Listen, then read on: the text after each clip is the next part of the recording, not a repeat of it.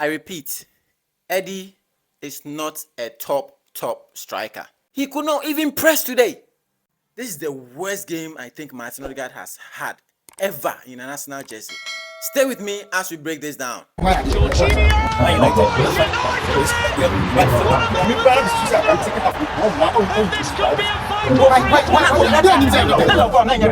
Arsenal in crisis. I'm so worried about Arsenal right now. Looking at our injury list, very key players now injured. Arsenal are in trouble. The North London derby ended in a 2-2 scoreline. And to be honest, we are not supposed to win that game. We were very sloppy. When I say sloppy, we were very sloppy. Just giving easy balls away. And oh my days.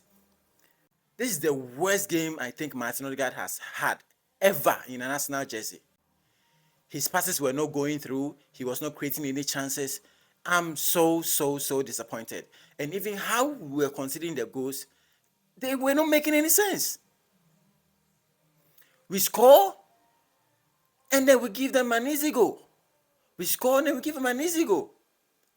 And to be honest, listen, we are all blaming Jorginho for the second goal. We cannot rely on Jorginho. Now it's physical. If you win the midfield battle, you win the game. If you lose the midfield battle, you lose the game. Listen, it was a 2-2, but we were lucky to come out with a point, to be honest. We were very lucky to come out with a point. And I don't know what is wrong with Gabriel Jesus.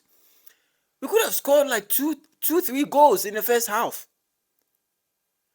I just don't know how he missed it. And Eddie, oh my days, today Eddie was absent. Eddie was non-existent. I don't understand. Eddie, you've been crying for this opportunity to play. Now you have this opportunity to play, and that is what you do. You get you and the goalkeeper, and you cannot score or even create a chance. You cannot press. The first goal that came, it was Eddie. He had the ball. Instead of passing, he held on to the ball too long, and then they got the ball, and then there was a counter-attack, and the goal came. The second goal that came was absolutely Jorginho's fault. Nobody else to blame. He waited too long on the ball. He was confused, didn't know where to go, and he just gave the ball away. And this Tottenham team are creating something. They are creating an identity. I don't know if we see similarities between our gameplay last season and then comparing to this. I say once again, we are very lucky to come out with a point. And the substitution, oh my days. Mikel Arteta, how the hell do you take off Gabriel Jesus, who was causing havoc in the opposition half? And you keep sleeping Eddie. This makes no sense. I mean, Arteta likes to do his stuff, right? And they've been going on well. But this time around, Arteta had it totally wrong. Totally, completely wrong. You brought in Jorginho. He was just passing the ball to the side and to the back, which basically what he does. But in this case, we need a goal. We need a midfielder who was going to push the ball. Also, we needed someone also who can carry the ball. Kai Havertz cannot carry the ball. You and I have seen Kai Havertz play multiple times. He cannot carry the ball and press the opposition. He always looks for the easy way out and passes the ball. This is not a game that we need such easy passes. We need passes that the opponents do not expect. We need passes that are defense-breaking passes. And yet you bring on Kai Havertz to do what? You take off Fabio Vieira and bring on Kai Havertz. I would prefer Fabio Vieira to be on, because I know that if the ball gets to Vieira's left foot in the 18-yard box, there's a high chance he's going to convert as compared to Havertz. I mean, let's be real. The substitution, I understand Jorginho, but the rest, they do not make sense. How the hell do you keep Eddie on? We need a top striker. In January, we need a top striker. I repeat, Eddie is not a top striker. Eddie is not a top striker. He's had decent days, but of not a top striker in my opinion. Because this very game, chances that he missed, chances that he could have created, these are characteristics of a top striker. If you cannot score, you create. Eddie could not do any of this today. He could not pass the ball. He could not score the goal. He could not assist the ball. He could not even press today. Eddie has been sleeping the whole 90 minutes, and I am so disappointed. Now, our injury list. Partey out, Timber out, we have Trossard out, we have Declan Rice out, Saka was limping off. We have about 5 key starters injured. If you watch the game today, we lost everything in the midfield. Odegaard presses and his back is left loose. I wouldn't blame Odegaard. Declan Rice left, Jorginho came and Jorginho was absolute trash. Kai Havertz came and could not do anything. He was not productive. He was not even attempting.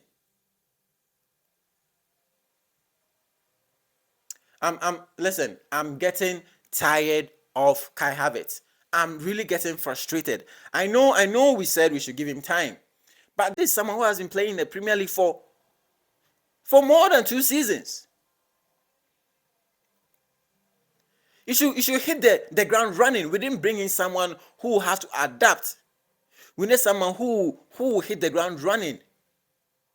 And definitely that is not Kai Havertz. I'm so disappointed in today's performance. If I were to rate, I'll give Mikel Arteta probably a 3 because his substitutions were poor. They were not. How do you bring in Smith Rowe? 90 plus 6, 4 minutes remaining. You want a goal, and the first person that comes into mind is Havertz. Come on, Arteta. Come on. We are supposed to win this game.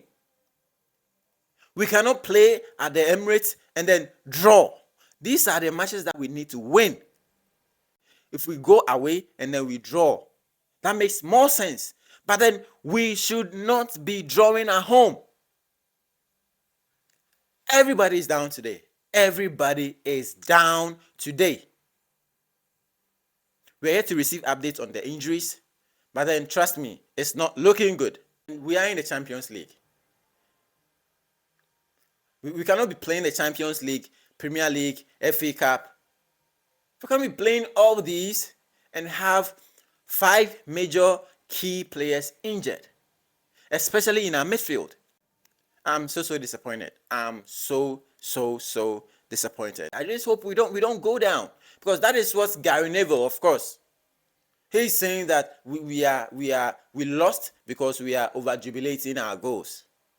Doesn't make any sense. I mean, should you cry when you score a goal? It doesn't make any sense. But let's not give the opportunity to people like Gary Neville to be saying trash about our team. To be honest, this whole performance today is 4/10. This whole performance, we were not up to half our capacity. There were no passes coming from the midfield. Instead of, listen, this was my whole issue. When we got that is Ndogi's yellow card, when Ndogi got the yellow card, that was our opportunity to start exploiting that place, because now we know that Ndogi cannot handle Saka one-on-one, 1v1. He cannot handle Saka. So why were we just playing the ball at the back? Why was Benjamin White not making the overlap runs? What happened? Oh my days. I'm gutted. I'm disappointed. And I feel so hurt. Let me know your thoughts if you think that perhaps Mikel Arteta could have done better. What you think Mikel Arteta could have done? Because from now, I don't see how Mikel Arteta is actually going to put together a team with a strong midfield. We don't have any better 6. Without Partey, without Rice, I don't know. I don't see how we are going to go. I don't see how the games that we have, upcoming games, I don't see how we are going to win.